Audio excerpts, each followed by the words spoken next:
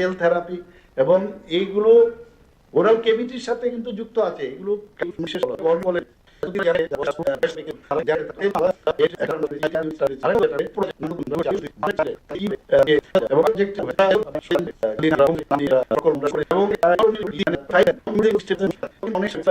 এবং এর জন্য একটা আমরা নতুন একটা প্রকল্প এর মধ্যে মুখ্যমন্ত্রীর নাম দিয়ে আমরা শুরু করেছি অলরেডি।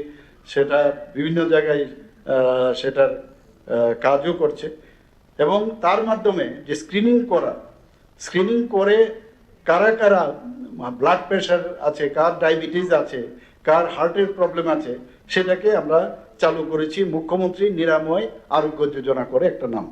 এবং যারা 30 বছর আছে, 30 ইয়ার্স যে ঊর্ধ্বে যারা আছেন তাদের চেক আপ করা। এবং আমরা মুখ্যমন্ত্রী এই যে মাস্কা একটা শুরু করেছি, সেখানেও 8 পর্যায়ে সেটা চলছে। এবং আমাদের টার্গেট থাকে যে 3,000 বা 3 লক্ষ লোকে ফর এক্সাম্পল, সেখানে আমরা টার্গেট করেছি ছেলে মেয়েদের এক বছর থেকে 19 বছরের সমস্ত ছেলে মেয়েদের, তাদেরকে ভ্যাকসিনেশন থেকে শুরু করে তাদেরকে কৃমিনাশক ওষুধ দেওয়া, বা প্রতি বছরই কিন্তু একটা না একটা আমরা যোগাচ্ছি, সেখানে আয়রন ট্যাবলেট দেওয়া, এবং বিভিন্ন যেসব ইমিউনাইজেশনের যে বিষয়গুলো আছে সেইগুলো আমরা করছি। এখানে অনেকের ক্যান্সারও মারা যায়, সেটাও নন কমিউনিকেবল ডিজিজ। তো এতে করে আমরা অনেক জায়গায় কাজ করছি। বিশ্রামগঞ্জে আমরা প্রায় ডোনার মিনিস্ট্রি থেকে 190 কোটি টাকা পেয়েছি, সেখানে 121 কোটি টাকা পেয়েছি। সেখানে আমরা একটা ড্রাগ ডি এডিকশন সেন্টার তো আমরা অলরেডি বলেছি যে প্রতিটা 8টা ডিস্ট্রিক্টে 20 কোটি টাকা করে আমরা খরচ করব। গত বিধানসভায় আমি বলেছিলাম, আমি 3-4 জায়গায় অলরেডি আমি ইনোগ্রেশনও করেছি। একটা হচ্ছে ড্রাগ ডি এডিকশন সেন্টার, আর একটা হচ্ছে রিহ্যাবিলিটেশন সেন্টার।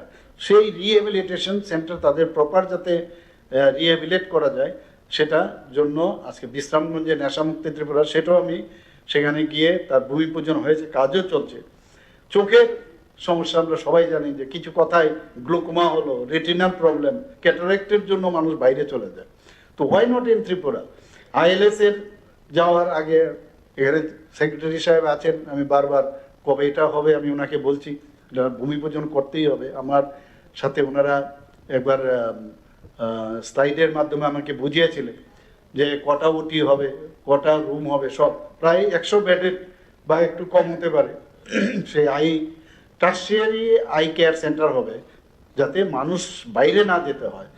এবং এই যে টোটাল আমরা এতগুলো মেডিকেল কলেজ, 450টা সিটের MBBS সিট, আরও 100টা সিট হচ্ছে, আরও মেডিকেল কলেজ আছে, সিজা মেডিকেল কলেজ খুলবে, প্রায় 900 কোটি টাকা ইনভেস্ট করবে। এখানে আরও অনেকে পাইপলাইনে আছে। একটা মেডিকেল কলেজ করার জন্য আমরা ADC এলাকায় আমার সাথে সেটাও আমরা করতে যাচ্ছি। তা ডেন্টাল কলেজ হলো 63 সিটের, আগে 50 সিটের ছিল। BSc ফার্মা করেছি, ANM GNM শুরু হচ্ছে, ফার্মেসি কলেজ আছে এখানে। তাহলে কেন এখানে একটা ইউনিভার্সিটি হবে না? আমার কাছে যা খবর আছে, এই যে সেন্ট্রাল ইউনিভার্সিটি, যেটা ত্রিপুরা ইউনিভার্সিটি, সেখানে অনেক সময় পরীক্ষা টরীক্ষা নেওয়ার জন্য আপনারা জানেন, এর জন্য আমি বিশদভাবে কালকে আমি আলোচনা রেখেছিলাম বিধানসভার মধ্যে, যে হেলথ ইউনিভার্সিটি বিল আমরা নিয়ে এসেছিলাম, যে কেন আমরা যেখানে আর্টস, কমার্স এবং যে অন্যান্য বিষয়ে যেখানে তারা ওইগুলো নিয়ে ব্যস্ত থাকে জেনারেল কলেজে, আমি পার্থক্য বুঝিয়েছিলাম। তো হেলথ ইউনিভার্সিটি হলে কী হবে? ওনারা তো বুঝেনি না আমাদের বিষয়গুলো নিয়ে। এই যে সায়েন্স, আর্টস এবং কমার্সে নিয়েই ওরা ব্যস্ত থাকে, ওদেরকে অলরেডি লোডেড জেনারেল কলেজ দিয়ে বা অন্য যেসব কলেজগুলো আছে। এর জন্য এই বিল পাস হয়েছে। এখন থেকে আমাদের হেলথ ইউনিভার্সিটি অলরেডি যেহেতু অ্যাক্ট হয়ে গেছে, কিছুদিনের মধ্যেই হেলথ ইউনিভার্সিটি আমরা ত্রিপুরাতে করতে যাচ্ছি। এবং এখানে আর ওখানে যেতে হবে, এবং প্রচুর খরচও কিন্তু হয়, আননেসেসারি দেওয়া হয়। এতে করে আগামী দিন ওই হেলথ ইউনিভার্সিটির মধ্যে PhD থেকে আরম্ভ করে অন্যান্য যেসব ডিগ্রি হোক বা অনেক কিছু সুবিধা কিন্তু খুলে গেল, রিসার্চ ওয়ার্ক হবে। তো আমরা সেটা পাস করেছি।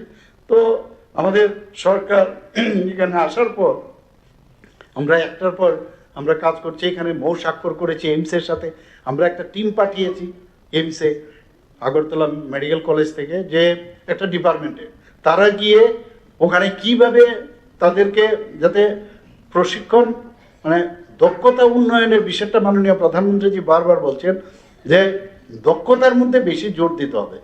তো আমাদের যে ডাক্তারবাবু এবং এলাইট যারা স্টাফ আছে তাদেরকে পাঠিয়েছি, ওনারা আসলে আবার আরেকটা টিমকে আমরা পাঠাবো, সেখান থেকে ট্রেনিং নিয়ে আসবে। ইভেন হসপিটাল ম্যানেজমেন্টের জন্য এখন কিন্তু এমডি সিট এখন আছে, সেখান থেকেও একজন ওখান থেকে পাশ করে এসে তাকে আমরা জিবি হাসপাতালে রেখেছি। আমরা অনেক সময় ভাবি আমি মেডিকেল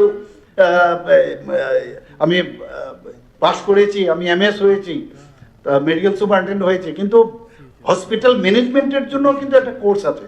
তো এটা কিন্তু আমরা জানতাম না, আগে 3 মাস 4 মাস 6 মাসের এরকম করে আসতো, কিন্তু কাজের কাজ কিচ্ছু হতো না। তো সব কিছুরই তার যে ট্রেনিংয়ের দরকার, আমরা সেইভাবে আগামী দিন আমরা চাই যে ত্রিপুরাতে একটা সুন্দর স্বাস্থ্য ব্যবস্থা হোক, আর স্বাস্থ্যের জন্য যাতে মানুষ বাইরে না যেতে হয়। ওভারঅল সব দিকেই তো আমরা ট্রাই করছি, যাতে যেটা আমি বারবার বলছি, এক ত্রিপুরা শ্রেষ্ঠ ত্রিপুরা, আমি তো আগেও বলতাম, নতুন ত্রিপুরা যাতে আমরা করতে পারি। কিন্তু এটা একমাত্র সম্ভব হবে সবাই যদি, এখানে যারা উপস্থিত আছেন তারা যদি সাহায্য করেন। আমি মাঝে মাঝে অবাক হই